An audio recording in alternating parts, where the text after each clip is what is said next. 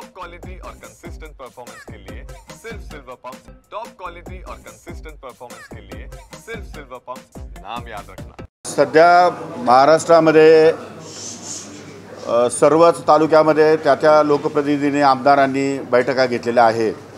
खरीपाची पूर्वतयारीची बैठक सध्या महाराष्ट्रामध्ये सगळीकडे सुरू आहे आणि या संदर्भात मी सुद्धा माझ्या तालुक्याची बैठक घेतली। आज या ठिकाणी जिल्ह्याची बैठक घेतली। काल परवा 2 दिवसापूर्वी मी नंदुरबारला पालकमंत्री होतो, तिथली या ठिकाणी बैठक घेतली खरीपाची। आणि परवा माननीय मुख्यमंत्री आणि अनेक मंत्री महोदय आणि राज्यातील सर्व IPS IAS अधिकारी यांच्या कलेक्टर या जिल्हाधिकाऱ्यांची मोठी बैठक खरीपाची बैठक या ठिकाणी घेणार आहोत। या दृष्टिकोनातून खरीपाच्या संपूर्ण पेरणीला आणि लागवडीला सामोरं जात असताना सरकार म्हणून काय तयारी आहे, काय अडचणी आहेत, या सर्वांचा आढावा या ठिकाणी आम्ही घेतो आहे। बहुतेक आढावा पूर्ण झालेला आहे आणि जवळपास शेतकऱ्यांना अपेक्षित असलेली जे काही खते, बियाणे, औषधे हे सर्व स्टॉकमध्ये या ठिकाणी बऱ्यापैकी आलेलं आहे। एक 2-4 दिवसामध्ये 100% स्टॉक उपलब्ध होईल आणि पूर्णपणे खरीपाला या ठिकाणी अडचण येणार नाही अशी माझी या ठिकाणची धारणा आहे। नंबर 2, महाराष्ट्रामध्ये 5 मे पासून जवळपास आज तागायत किंवा याही पुढे अजून अवकाळी पाऊस सुरू आहे आणि या अवकाळी पावसामुळे जवळपास 26-27 हजार हेक्टर क्षेत्र हे या ठिकाणी बाधित झालेलं आहे। सर्वात जास्त क्षेत्र अमरावती जिल्ह्यामध्ये आहे। अमरावती जिल्ह्यामध्ये जवळपास एकट्या अमरावती जिल्ह्यामध्ये 10,000 क्षेत्र 13,000 क्षेत्र या ठिकाणी बाधित आहे आणि नाशिकमध्ये त्या मानाने 5,800 850 क्षेत्र बाधित आहे।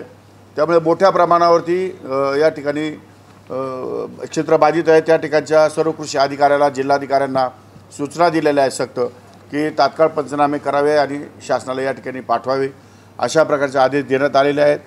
DAP आणि युरिया या संदर्भामध्ये या कंपन्यांनी मोठ्या प्रमाणामध्ये या ठिकाणी बफर स्टॉक केलेला आहे। काही त्यांची रॅक या ठिकाणी येते आहे आणि काही उपलब्ध होणार आहे, त्यामुळे त्यामध्ये काही अडचण येणार नाही। परंतु कोणत्याही परिस्थितीमध्ये लिंकिंग थांबवावं लागेल अशा प्रकारच्या सक्त सूचना माननीय केंद्रीय मंत्री श्री शिवराज सिंग चौहान साहेब, माननीय मुख्यमंत्री श्री देवेंद्रजी फडणवीस साहेब आणि मी आमची त्या ठिकाणी जी बैठक झाली नागपूरला, त्या बैठकीमध्ये स्ट्रिक्ट सूचना दिलेल्या आहेत। इथेही मी आपल्या मीडियाच्या माध्यमातून महाराष्ट्रातल्या सर्व कृषी सेवा केंद्राला आणि कंपन्यांना सांगू इच्छितो की कुठल्याही प्रकारचं लिंकिंग चालणार नाही, आताही नाही, उद्याही नाही आणि कधीच नाही।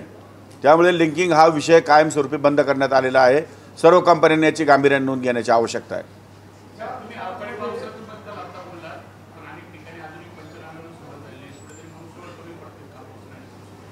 नाही, असं नाही आहे मनुष्यबळ कमी पडत नाही आहे, पण आता पाऊस सुरूच आहे, त्याच्यामुळे मग काही ठिकाणी आजच्या ऐवजी उद्या करू, उद्याच्या ऐवजी परवा करू। कारण नुकसान जे आहे, नुकसान लगेच पाऊस पडल्या लक्षात येत नाही, कदाचित 2 दिवसानंतर नुकसान लक्षात येतं।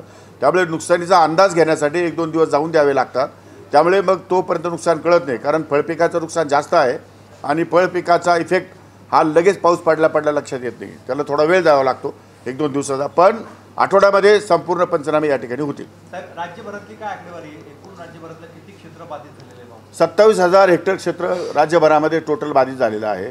त्यामध्ये नाशिक जिल्ह्यामध्ये 5,500-6 हजार हेक्टर बाधित आहे आणि अमरावती जिल्ह्यामध्ये सर्वात जास्त जवळपास 13-14 हजार क्षेत्र या ठिकाणी बाधित झालेलं आहे। इतर जिल्ह्यामध्ये कमी अधिक प्रमाणामध्ये आकडेवारी आहे, परंतु सर्वदूर महाराष्ट्रामध्ये अशा प्रकारे अवकाळी पावसामुळे शेतकऱ्यांचं नुकसान झालेलं आहे।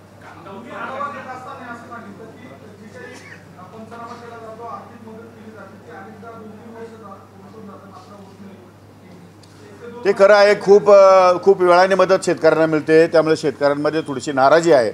या संदर्भामध्ये राज्य पातळीवरती मी माननीय मुख्यमंत्री आणि दोन्ही उपमुख्यमंत्र्यांच्या कानावर टाकणार आहे की लवकरात लवकर शेतकऱ्यांना ती नुकसान भरपाई मिळाली पाहिजे, त्याचं युटिलायझेशन झालं पाहिजे।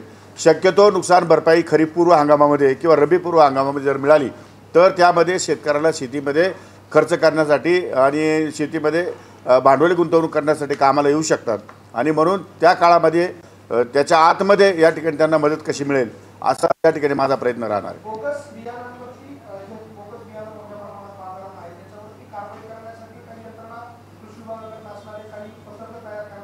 नाही, आमचे पथकं ऑलरेडी तयार केलेले आहेत आणि कृषी विभागाकडे क्वालिटी कंट्रोलची एक यंत्रणा आहे. कृषी विभाग त्या यंत्रणेमार्फत सगळ्या ठिकाणी लक्ष ठेवून आहे. त्यामुळे कुठल्याही प्रकारचे बोगस बियाणं किंवा बोगस औषधं खतं सापडली तर त्यावरती डायरेक्ट फौजदारी केस गुन्हा दाखल करायचा आहे. दुसरा कुठल्याही प्रकारचा साधा गुन्हा करायचा नाही. त्यामुळे जर एखाद्या शेतकऱ्याचं नुकसान झालं तर त्या कंपनीला भरपाई करून देणं हे बंधनकारक राहणार आहे. त्यामुळे कंपन्यांनी पण याची दखल घ्यायची आहे. कुठल्याही परिस्थितीमध्ये नुकसान होणार नाही, शेतकऱ्यांचं बोगस बियाणं दिलं जाणार नाही, बोगस खतं औषध दिले जाणार नाहीत. याची दखल कृषी सेवा केंद्र चालकांनी घ्यायची आहे आणि त्या कंपन्यांनी पण संबंधित कंपन्यांनी घ्यायची आहे.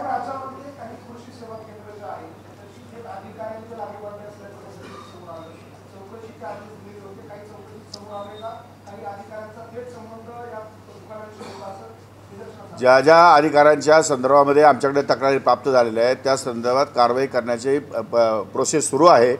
सर्वसाधारणपणे या महिना अखेरीमध्ये या ठिकाणी मोठ्या प्रमाणामध्ये अधिकाऱ्यांच्या बदल्या होतील. त्यामुळे अशा प्रकारचे कुठलेही अधिकारी महत्त्वाच्या पदावर राहणार नाही. त्यांना बाजूला सारून दुसऱ्या त्या ठिकाणी चांगल्या अधिकाऱ्यांची या ठिकाणी वर्णी लागेल आणि ह्या कृषी खात्यामध्ये अतिशय सरळ आणि चांगले काम करणाऱ्या लोकांना प्रोत्साहन दिलं जाईल.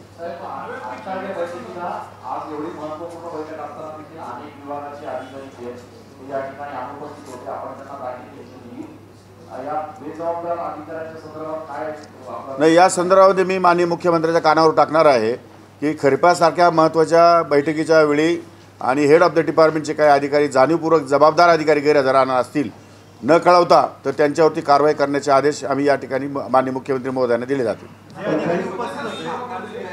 मुख्यमंत्री महोदयाकडनं त्यांना सगळ्यांना सूचना जातील आणि मुख्यमंत्री महोदय त्याच्यावरती कारवाई करतील. जे अधिकारी उपस्थित होते त्यांच्याकडे पण पुरेशी माहिती नव्हती. सोलर पंपाचं एक उदाहरण झालं. असे अपूर्ण माहिती घेऊन 8-8 दिवस आधी जर बैठकीचा कार्यक्रम ठरत असेल तुमचाही वेळ वाया जातो, संपूर्ण यंत्रणेचाही वेळ वाया जातो. नाही, आता त्यामध्ये आम्ही सूचना केलेल्या आहे की त्या लोकप्रतिनिधीला त्यांनी यादी तालुका आणि गावासह यादी प्राप्त करून द्यावी आणि पुढच्या वेळेस जर अशा प्रकारचे अपरिपक्वता त्याच्यात दिसली तर त्यांच्यावर कारवाई करण्यास सांगता येईल. आज केंद्रीय कृषी मंत्री सुद्धा बैठक घेणार आहेत. देशाचे कृषी मंत्री असतात. महाराष्ट्रामध्ये अवकाळी खूप मोठ्या प्रमाणात झालेला आहे, नुकसान झालेलं आहे.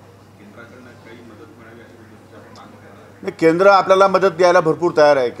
केंद्रीय कृषी मंत्री शिवराजसिंग चौहान साहेब यांनी कालच या ठिकाणी जाहीर केलेलं आहे की महाराष्ट्राला ज्या ज्या गोष्टीमध्ये अडचण निर्माण होईल त्यावेळी या ठिकाणी केंद्र सरकार त्याच्या पाठीशी खंबीरपणे उभा आहे आणि या सगळ्या याच्यामध्ये जरी काही रकमा कमी पडल्या तरीसुद्धा इतर राज्यामध्ये खर्चित राहिलेल्या रकमा या महाराष्ट्राला या ठिकाणी वर्ग करण्यात येईल अशा प्रकारचे आश्वासन माननीय मंत्री महोदयांनी आम्हाला दिलेलं आहे.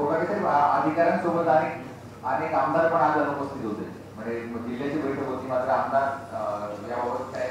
नाही, आमदारांचं असं आहे की आमदारांनी त्यांच्या तालुक्यामध्ये खरीपाच्या बैठका घेतलेल्या आहेत. त्यामुळे आमदारांनी येणं अपेक्षित जरी असलं तरी पण त्यांनी ऑलरेडी बैठक घेऊन काही सूचना केल्या आहेत आणि त्या सूचना या ठिकाणी आता या बैठकीमध्ये पुन्हा एकदा या ठिकाणी सगळ्यासमोर मांडण्यात आल्या आहेत आणि त्या दृष्टिकोनातून कारवाई सुरू आहे. सर, आज तुम्ही हंगाम यशस्वी करण्याच्या सूचना केल्या आहेत. कोकणे सर, आपण हंगाम यशस्वी करण्याच्या सूचना केल्या आहेत मात्र शेतकरी जे मनुष्यबळ आहे ते पूर्णपणे आज संपावर आहे आणि त्यांची खतखत आहे की आपण एकाच महिन्यात तुम्ही आश्वासन दिलं होतं पूर्ण करणार होतं. त्यांना नेमकं मानसिक आधार कसा देणार आपण मंत्री म्हणून? प्रश्न असा आहे की शासनाने त्यांच्या सर्व मागण्या मान्य करण्याचा निर्णय घेतल्यानंतर पुन्हा जर कोणी अधिकारी कर्मचारी संपावर जाणार असतील तर त्यांच्यावरती कारवाई 100% केली जाईल. 4-8 दिवसामध्ये हजर झाले तर ठीक आहे, नाही झाले तर कारवाई करणार आम्ही. आणि दुसरी गोष्ट अशी आहे की जरी आश्वासन दिलं असलं तरीसुद्धा त्याला प्रोसेसला वेळ लागतो. सरकार आहे, फाईल फिरवला तो वित्त विभागात जाण्यासाठी येण्यासाठी टेंडर काढणं, वर्क ऑर्डर देणं, वर्क ऑर्डर माल सप्लाय होणं याच्यामध्ये वेळ जातो. ते काय लगेच अशी पद्धत नाही आहे की एका मिनिटात बटन दाबलं लगेच ताबडतोब त्यांचं आश्वासन पूर्ती केली, असं होत नाही. पण सरकार जर सकारात्मक आहे, सरकार जर नाहीच म्हणत नाही तर मग तुम्ही कशासाठी सरकारला विटीस धरताय? का शेतकऱ्यांना विटीस धरताय? चुकीचं आहे ते. पण त्यांचा असा आरोप आहे की ग्रामविकास आणि महसूलच्या तुलनेत त्यांना सातत्य वाढून सातत्याने मिळते. असं अजिबात नाही. त्यांचा निर्णय झालेला आहे, त्यांचा निर्णयाची फाईल मूव्ह झालेली आहे. 4-8 दिवसामध्ये त्यांचा निर्णय या ठिकाणी होणार आहे. एकदा कमिटमेंट झाली की झाली. जर व्हायचंच नसेल, करायचंच नसेल त्यावेळेस त्यांना नाही सांगितलं असतं मी. पण एकदा मी त्यांना अश्योर केलेलं आहे की येस तुम्ही तुमच्या मागण्या आम्हाला बहुतांश मागण्या ह्या मान्य करायच्या आहेत आणि मान्य करू आम्ही. जर आम्ही एकदा हो म्हटलेलं आहे तर मग समोर जाण्याचं काय कारण आहे? प्रोसेसला तर एवढा वेळ लागणारच आहे, शेवटी सरकार आहे.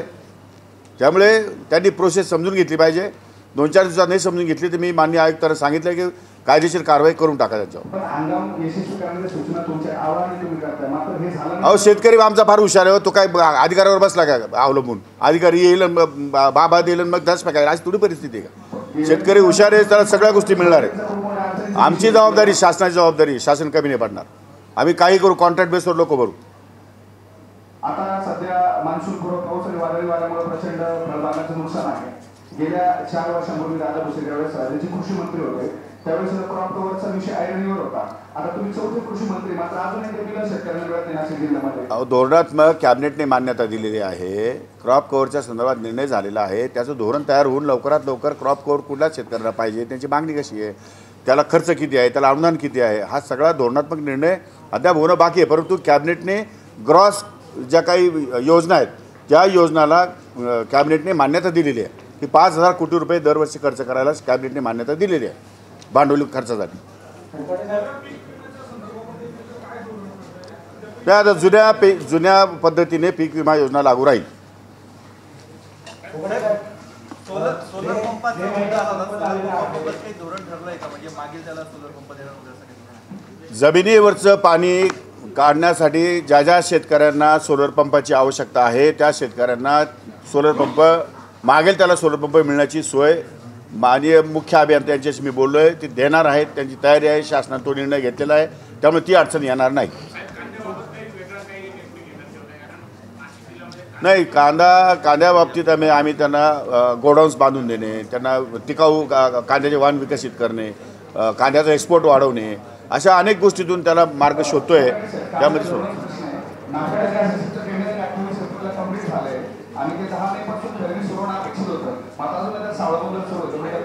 नाही, ते मी केंद्राशी संबंधित आहे. मी केंद्रीय मंत्र्याशी आता माझी VC चालू आहे, मी त्या संदर्भात बोलतो. आम्ही दोघे बोलतो.